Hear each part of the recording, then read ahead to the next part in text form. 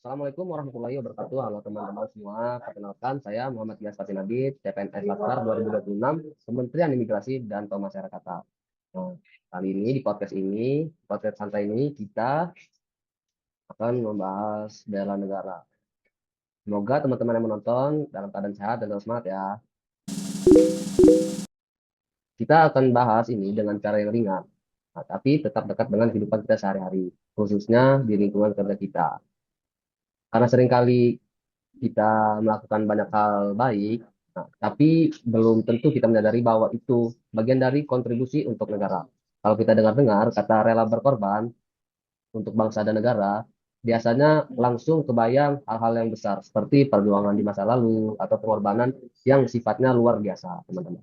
Nah, padahal kalau kita lihat lebih dekat, terutama sebagai ASN, nilai rela berkorban itu sebenarnya ada di sekitar kita, teman-teman. Bahkan dalam aktivitas kita sehari-hari. Nah, mulai dari hal yang paling sederhana, seperti meluangkan waktu, menjaga tanggung jawab, sampai mendahulukan kepentingan masyarakat. Jadi, sudah ada Kak Gozia nih di samping saya sebagai narasumber. Nah, mari kita ada diskusi dulu, teman-teman. Halo, Kak Gozia. Halo Gia dan teman-teman semuanya, senang banget bisa ikut ngobrol di sini. Alhamdulillah, kalau dia. Kalau kita bicara tentang rela berkorban untuk bangsa dan negara, sebenarnya maknanya apa sih kalau kita tarik ke konteks sekarang nih, Kak Mutia?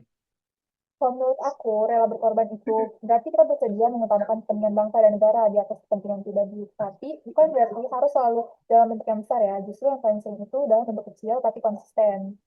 Oh, benar sih. Eh, karena kadang kita menganggap berkorban itu harus sesuatu yang berat. Padahal mungkin dalam kesadaran kita sudah melakukannya. Seperti tetap bekerja dengan baik, walaupun kondisi kita lagi capek, ataupun tetap menjaga profesionalitas. Betul, bahkan seperti disiplin, jujur, dan bertanggung jawab itu juga bagian dari rela berkorban. Karena kita menahan keinginan pribadi demi menjalankan tugas dengan baik. Berarti bisa dibilang rela berkorban itu bukan hal yang besar, kecilnya tindakan, tapi soal niat dan konsistennya, ya nggak sih, Kak? Betul, setuju banget. Nah, sekarang kita coba lihat di lingkungan kerja kita, khususnya di kantor imigrasi. Sebagai instansi pelayanan publik, kita punya tanggung jawab langsung ke masyarakat. Menurut kakaknya, bentuk nyata rela berkorban, eh, bentuk nyata rela berkorban di kantor kakak ini seperti apa? Contohnya banyak. Salah satunya saat kita tetap memberikan pelayanan terbaik walaupun kondisi lagi padat atau melelahkan. Kita tetap dituntut sabar, ramah, dan profesional. Nah, ya apalagi kalau antrian panjang atau masyarakat butuh penjelasan detail, kadang kita harus mengulang penjelasan, bahkan dalam kondisi yang tidak selalu nyaman. Benar, selain itu, datang tepat waktu untuk memastikan layanan berjalan lancar juga perlu.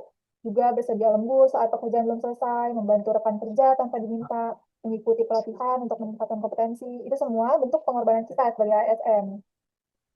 Ya, aku juga ngerasa kayak gini, Kak. Kadang pengorbanan itu ada di hal-hal kecil, terutama yang mungkin nggak kita lihat. Misalnya, menahan emosi saat menghadapi komplain, atau tetap fokus bekerja walaupun ada urusan pribadi. Nah, itu kan sebenarnya bentuk kita mendahulukan kepentingan pelayanan dan masyarakat. Benar, dan itu semua secara langsung berdampak pada kualitas pelayanan publik. Nah, dan kalau saya pikir, Kak, lebih luasnya, apa yang kita lakukan di imigrasi itu juga membawa nama baik negara. Ya, terutama di mata masyarakat dan orang asing. Betul banget. Kalau dari sisi dampak, menurut kakak, seberapa penting sih sikap rela berkorban ini? Penting banget karena dari situ tercipta pelayanan yang berkualitas, kepercayaan masyarakat meningkat, lingkungan kerja jadi lebih solid, dan selain itu juga kita ikut menjaga citra negara. Nah, ya jadi sebenarnya dampaknya bukan hanya ke pekerjaan kita dong, berarti keseharian kita juga ke hal yang lebih besar. Dan menurut aku, ini jadi pengingat bahwa peran kita sebagai ASN Kak, itu punya kontribusi nyata untuk bangsa dan negara. Itu banget. Benar nggak? Nah, dari obrolan kita tadi Kak, kita bisa melihat nih bahwa rela berkorban untuk bangsa dan negara itu bukan sesuatu yang jauh ataupun sulit. Sip. Justru dimulai dari hal-hal yang sederhana kita lakukan setiap hari tadi. Nah, contohnya seperti disiplin, meluangkan waktu, tanggung jawab, membantu sesama, dan memberikan pelayanan publik yang terbaik. Nah, di kantor imigrasi, semua itu menjadi bentuk nyata kontribusi kita dalam melayani masyarakat, sekaligus nama baik negara. Ya, jadi semoga setelah ini kita bisa lebih sadar Kak, bahwa setiap usaha kita yang kecil maupun besar kita lakukan dengan tulus. Ya, punya makna besar bagi bangsa dan negara. Jadi ya segitu aja untuk Kak Gozia. Terima kasih banyak Kak Gozia atas seri-serinya hari ini.